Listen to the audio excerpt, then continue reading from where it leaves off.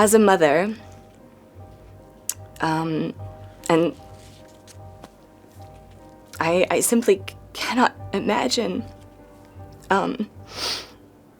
being a mother in Gaza right now, or being a parent. And, you know, thinking about my daughter was a big part of why I resigned, because I knew at some point in the future she would hear about this. And when she asked me, if she said, "Mom, you were working for the State Department, like, what were you doing?"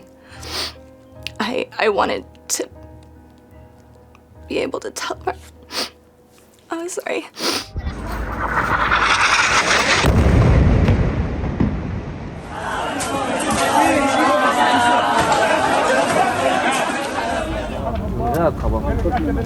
Inside the State Department, to me, and to many of my colleagues, it became clear very early on what the US was going to do as far as this kind of unconditional support, and what Israel was going to do as far as really just essentially trying to destroy Gaza. That became clear extremely early on. Over the course of my time inside government, especially the essentially 6 months from October 7th to when I resigned, it just became clear that there was nothing someone on the inside could really do. Israel-Palestine was not one of the countries in my portfolio, but I was covering countries where I was observing directly the impact this conflict was having, and like I said, the impossibility of trying to advocate for human rights. I wasn't initially planning to go public. I planned to just resign, and I'd let my supervisors know I was resigning over Gaza, and so I didn't think anybody would care that, you know, this very junior person who'd been there a year decided to speak out against it.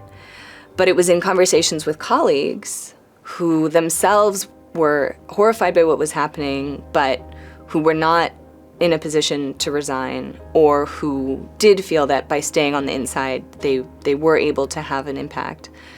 And they said, "Please go public with your resignation. I'd done what I could on the inside. I just couldn't walk through the door anymore." I do think that, at least in terms of US support for Israel, I do think that a generational change is coming.